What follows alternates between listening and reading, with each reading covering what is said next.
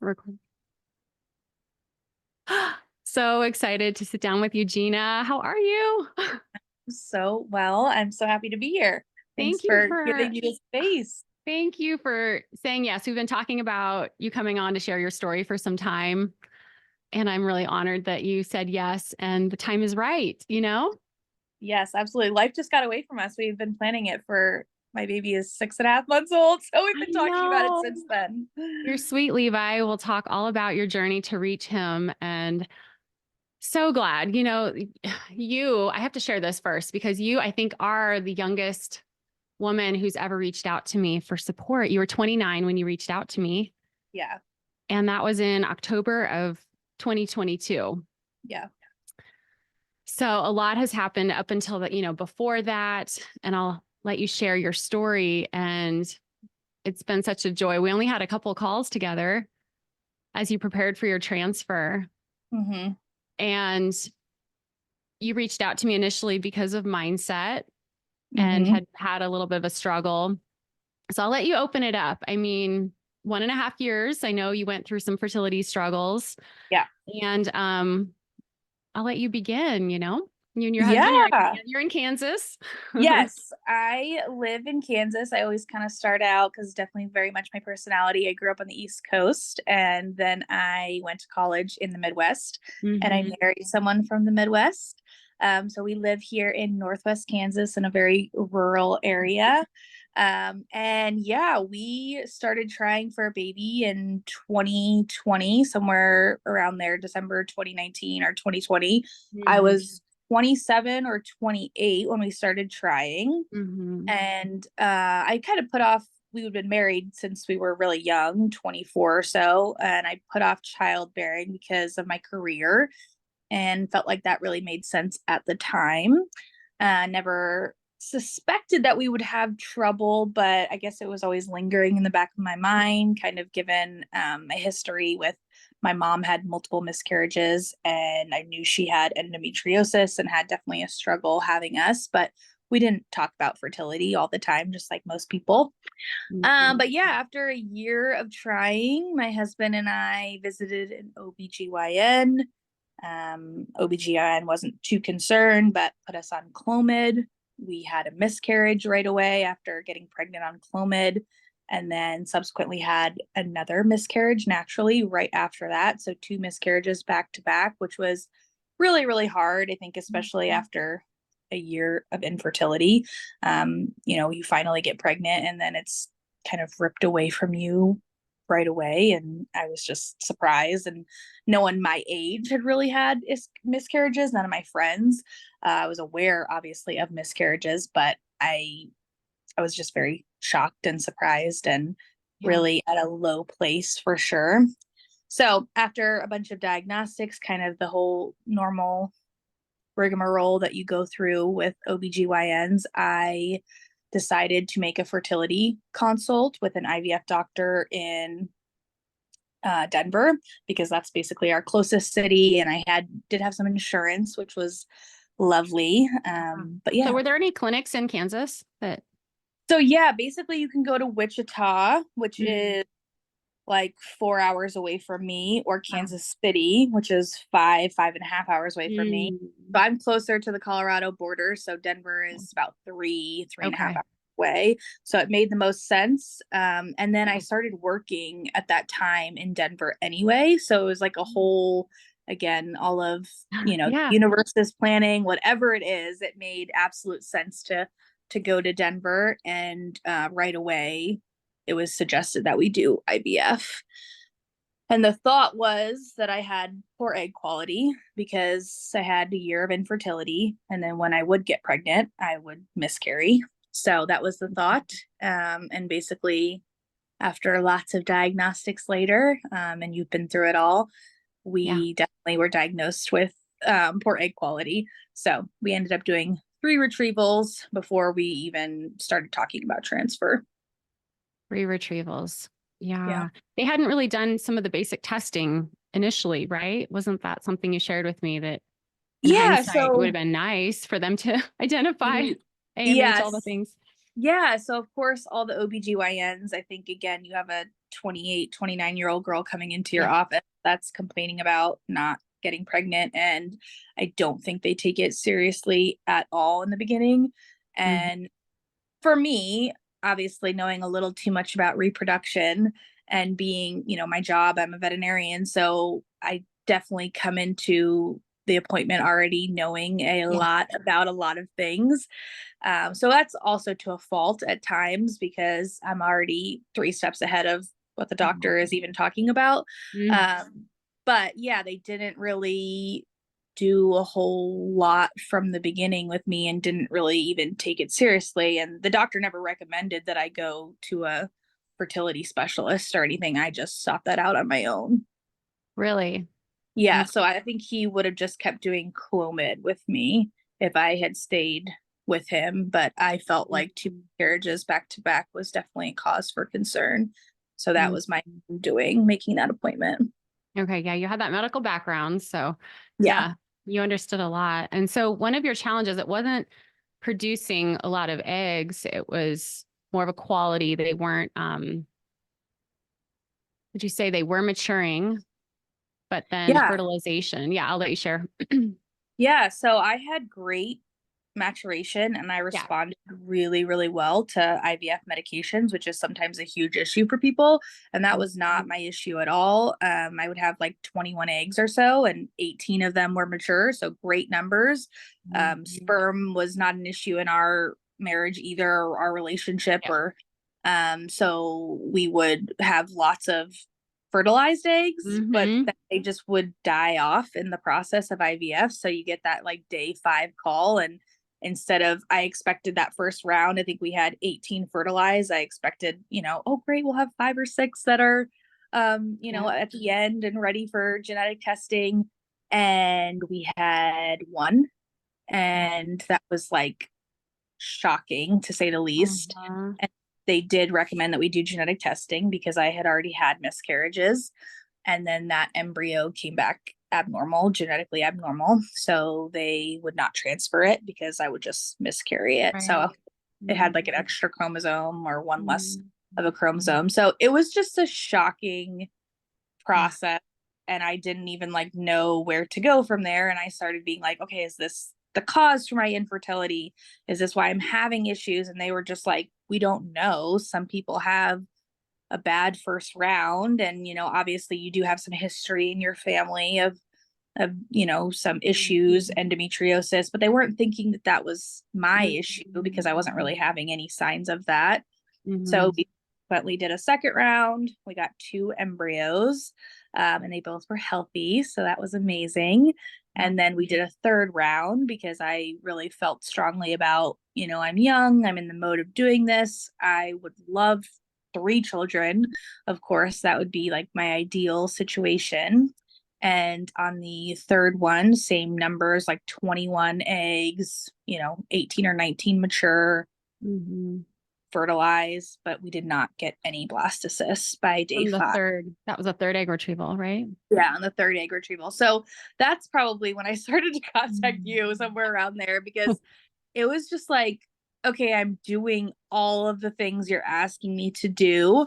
And I'm still feels like I'm not getting anywhere, which was just like shocking and depressing. Honestly, it's just like a low that I had never felt before. So I definitely sought out help because I was doing everything physically I could, and mentally is where I needed help Mm.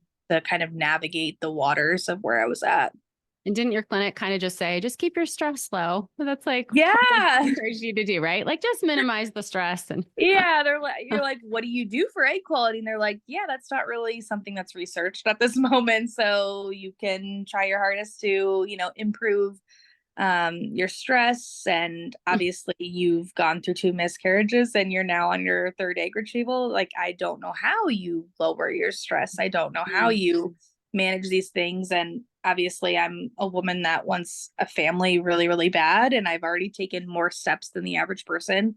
I'm going through IVF. So Yeah. how do I minimize my stress? Yeah. That was the That's the question. gap, right? That's the gap. Yeah, Or that's why I definitely. created what I do. And did Hmm. you find me through Was it your acupuncture clinic here? Were you a support group? I can't remember. Yeah, I think it was my support group originally with Hold On Baby. I Wait, think, wait, wait. With Hold On Baby. My book? yeah, so I think, I want to say maybe, I think Blair Nelson maybe had read it and kind of talked about it in the group. And maybe that's Oh, originally where I got it. okay.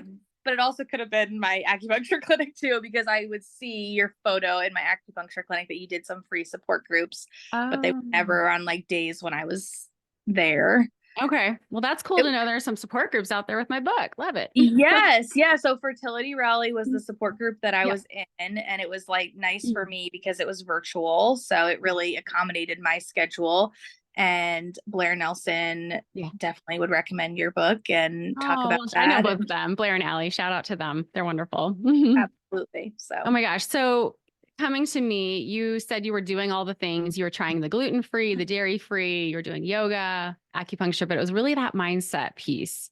And I remember going back through my notes, you had shared with me that you struggled with like that you hadn't gotten any good news and why would this work was kind of the mindset, right? Coming into working with me. There were some like different anger things we talked about related to work. Do you remember that? Like we ran the gamut. We talked about a lot of different things. And you were always searching, right? Like yeah. so shifting into a different kind of energy. You and I worked a lot on that. Only in 2 calls. I mean, this is what I just want people to know who are listening. It's like it doesn't have to take a long time, right? Like quick Yeah. shifts can be made.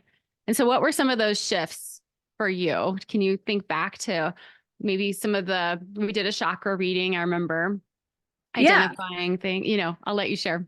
Yeah. So I think to start with, I had gone to a fertility therapist and I just felt like they were specific to fertility. They had their own struggles. And I just felt like I was literally spending money on crying for an hour. And that was not, I wanted like solutions and Yeah. like homework to do. That's kind of my personality. Like I want, how can I manage these things? So I think what was nice with you is obviously you've been through it, and you kind of gave me that homework to do. So like, how can we shift this mindset? How, like, what things can we add in that are going to help with this, blah, blah, blah. So we talked a lot about the different things I was struggling with, and we gave me, I guess, different ways to actually manage some of these things Hmm. instead of just like a vent session. It was more like, these are things that I've done and I've worked with people to kind of manage these, who you'd question me and kind of ask why I felt like these things weren't going to work, why I felt like, I was getting, with the bad news, why it wouldn't work, and just kind of would take the question that I was asking myself and then kind of flip that on its head. And then it would make me question, like, oh, yeah, like, why wouldn't it work? Like, why have I been kind of in this rut? What are the thoughts like? And kind of just putting aside, just because I've had this history doesn't mean that it's my future. So you Yes. kind of helped me connect those dots, which I wasn't previously getting with other ways I was seeking support. Thank you. Yeah. Um, yeah, the narrative that we tell ourselves through this path, it really matters, doesn't it? It absolutely does. And I think being a realistic person and being a science data driven person, it makes fertility extra challenging because we Yeah. don't want to fall into that toxic positivity, Hmm. but also a lot that we don't know about fertility. Yeah. And I think no matter what, you need to do what feels right for you, what feels good. You just need to find those things about yourself, because it is a lonely, sad road if you are just talking to yourself and talking so negatively. Obviously, our husbands, while they're like an amazing support system, they don't feel the mental and physical and emotional effects of infertility in the same way that we do. So, like, to find this like sisterhood that Mm. you kind of created is just Mm. life changing. It was life changing for me. Thank you so much, Gina. Yeah. Yeah, I remember you telling me kind of you'd always been a confident person, and then going through this path kind of made you feel a bit defeated or deflated. And then when the shift started happening and we were working together, I remember you telling me that people were noticing, like even your ultrasound tech or something, didn't they say like that? I don't know, that there was a switch about you or the energy felt different. Yeah, definitely. The ultrasound tech, obviously, if you go through IVF, you spend a lot of time on tech. So once you start injections, you basically are there every other day or every day checking on your follicle growth. They don't want them to grow too big too quickly. They want to make sure that they're maturing at the same rate. So you spend a lot of time with them. And I just had this one that I like absolutely loved. And she was like, "You're ready. Like, you are ready for I this." love Like, it. it was so cool to kind of experience that with her, and just kind of feel myself like grow in my confidence towards the end of the process and meeting with you. And it just felt so good for sure. Oh my gosh. It's so exciting. And we talked about signs and symbols, and you had different things that kind of kept you in that space of trusting this was all happening for you, and the songs, the music, right? Like looking Yeah. back over my notes, the Fleetwood Mac song. Yeah. And I've heard that song so much since I kind of put that song into Oh, my like energy aura playlist situation. Now just like been a regular part of my life. And obviously now having, spoiler alert, a son, it feels so cool to kind of see those signs and symbols and all these things kind yeah. of together. And again, it's just like a really amazing balance and all these things that just they start happening for you and not to you, and kind of Yes. Yeah. creating the mindset that really helps drive that for sure. Yeah. And what's unique about your story too, in addition to you were traveling to another state for treatment, like how did you do that? Were you living in Colorado for a few weeks during your egg retrievals, all the transfer, all that, and then kind of going home and doing your meds? But obviously the ultrasound appointments. To Yeah. remind me how that went down. Yeah. So after my first miscarriage, I left kind of a toxic work environment. And it had been like a road of like two toxic jobs. And again, this is like all part of the story, right? Like Yeah. nothing was to work out in those different avenues, which is really hard because obviously I've been trying to be a veterinarian since I was 5 years old. So to Mhm. then go through actually become a veterinarian and have, I don't, yeah, just to have like these environments that you were not expecting and the support was not there. So I left those jobs and I started doing relief work in Denver. So I would go, and whatever practice kind of needed me would contact the staffing agency that I was working for. And I would go and work 3 days in a row.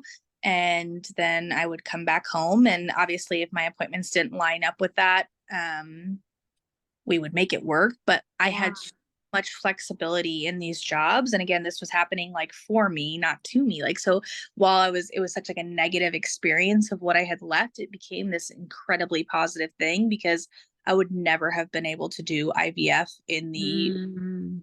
I was in, just because the intense management that goes on with IVF. So it really just did happen by the universe for me in all these Yeah. different, so that was perfect.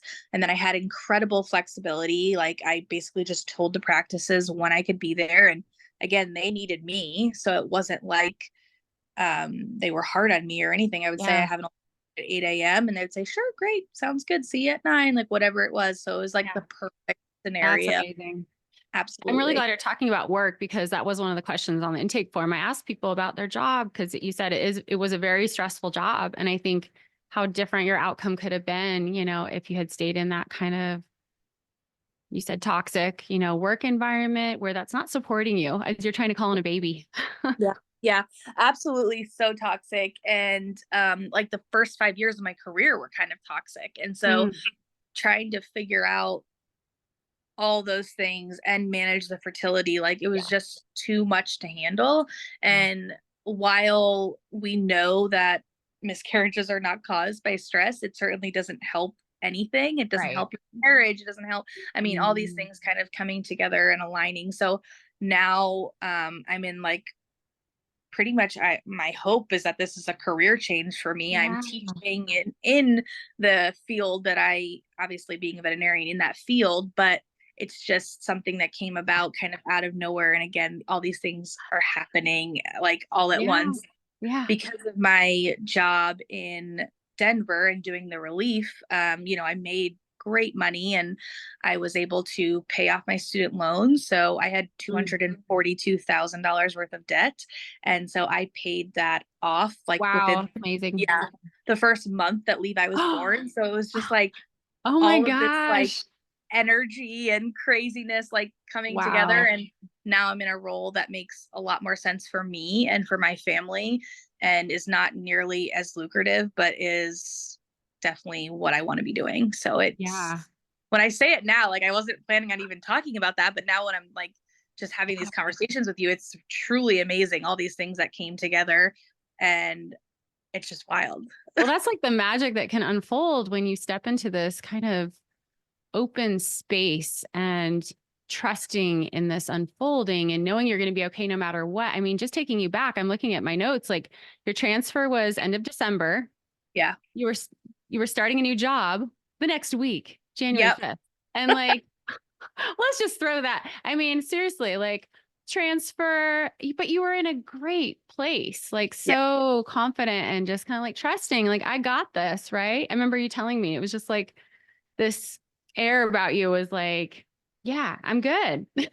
It just felt right. And I think like instead of previously, I may have said like, this is too chaotic. Like this is just too much. I can't be Yeah. expecting this baby to implant and then like going to work and like all this stuff. And like it just wasn't like that. It was like, this is the move for my family. I'm about to grow this embryo. Like I'm about to grow this embryo into a baby and make him a part of our life. And this is the job that I need for flexibility for him. And that Yeah. really did all come together and it came to fruition and all of it happened. Yeah. Would you say your voice became stronger? You're advocating, like speaking up? I mean, what shifts or changes did you notice as you grew through your fertility path? Yeah, so I always been a good advocate for myself to medical professionals, Mhm. because I definitely felt like something was wrong and had that intuition, but I didn't have the intuition in myself that I was going to be okay no matter what. I Mhm. think I just thought, at the end of this journey, like I might not have what I want. And meeting with you, it was more like, no, you'll get whatever you need. You just have to like, again, it's, we don't want to like avoid the toxic positivity, but I guess I've started to believe that I was going to be a mother no matter what, Yeah. with discussions, and no matter how that looked like, I was going to figure that out because that was what my end goal was. So I kind of started to put aside like my genetics, the genetics, whatever it is. I started to focus less on that and focus on being a mom because that's what I wanted. Yeah. That's so key. I think you were just so open to different paths to parenthood and Yeah. taking the pressure off yourself. And Yeah. you and your husband, like, how is he? Eric, is that his name, right? Yes. Yeah. Eric, Yes. through it all, how, as a partner, and like, I know guys, partners, they can't experience, fully understand what you go through when you're the one taking the shots and you're having the hormone sways and the emotions are all over the Yeah. place. Like, how is he through all of this? I definitely think it prepared him to be a dad a little bit more because now it's like the breastfeeding and the this and the that. Like there's more hormones and it's just so funny how it like definitely helps prepare you for that. But he is the most wonderful advocate for other people to get help. So like he will talk with people at work and I guess because of how open I've been, they're Mm, open with him. So like a husband may be like, me and my wife are struggling with fertility. Like I've seen that your wife has posted this on Facebook or Instagram or whatever. And, she's kind of advocated for those things. And like they'll just start to open up to Eric a little bit. And then next thing you know, they're contacting me about like where they can get support, usually the wives. But either way, mm, I don't know these people at all. And he's making those connections kind of on the sidelines. And it's just like a beautiful thing to see because yeah. I think, again, men are their own genre of thing and how they manage things, but Yeah. then also just like in the Midwest too, like there's just this shame and this guilt around not Mm, having children easily and not having children young. sad. And yeah, while that may never be like said out loud, it definitely, I think the energy is just there. And so for people to feel comfortable enough with us that they can like say like, where did you guys get support? Because this is really hard and we don't know who to talk to about Yeah, it. We need to talk to somebody about that's it. It great. feels so nice. Yeah. And Love that, definitely. Eric. We need more male voices out there, like speaking up Yes. about this. Yes. Were you guys pretty private as you went about your fertility path? No. You were open all along from the Yeah, beginning? I've always been open. I'm like definitely an open book and I love communicating with people and I love making these connections just like I made with you. So I've always been super open book. And I don't know if he would have been as open about Mm, it, but then of course it just kind of comes with the territory of being married yeah. to me that you just become that way. So yeah, we were always pretty open about it. I think when we were talking, one of the things you decided to step away from were like Facebook groups and like kind of the social media, like some of it was triggering too much. And I really appreciate that you knew that in yourself to protect your mental health and well-being to say, no, I'm not going to focus on that. And we just kind of focused one-on-one and you went inward, like you Mhm. said. So share some of that a little bit, what things that you avoided. Yeah, so the holidays without children are very hard, and people Mm, love to post photos of their children. So, like Halloween, for instance, like, of course, everyone's going to post their child in their Halloween outfit. And when you're going through infertility, like, that is just a gut punch. And it just feels like, am I going to ever have a Halloween costume to put on a child? And it's just like a really easy place for you to kind of get down this negative path. And then birthdays too, just like all the normal things. And obviously being on the other side of it, like I'm going to do all those things too, because that's how I'm going to celebrate my child. But when you're on the infertility side, like it's just really hard to not go down a rabbit hole of just self doubt and negative self talk after experiencing those things. So sometimes it would just help to kind of take a break from that. mm, Then you experience pregnancy after loss, and you have to also manage these things. And you experience motherhood after infertility. So, like, it yeah. never really goes away. You just have to figure out Wow. what makes the most sense for you. So, like, for instance, very, very popular product is that owlet sock.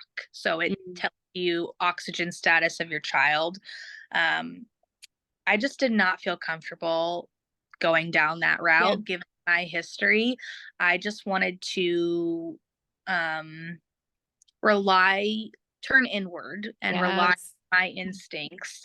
And I think again, discussions with people like you helped me say I can do that, give Yeah. myself permission that I don't need every device that's Yeah. on the Thank market to you. help me if I yes, yeah. So I just I didn't want something like that to malfunction, and then I'm again down a spiral of just I'm not a good mom and blah blah blah. My child's not all these things that we really like as women get ourselves kind of into. So either way, Mhm.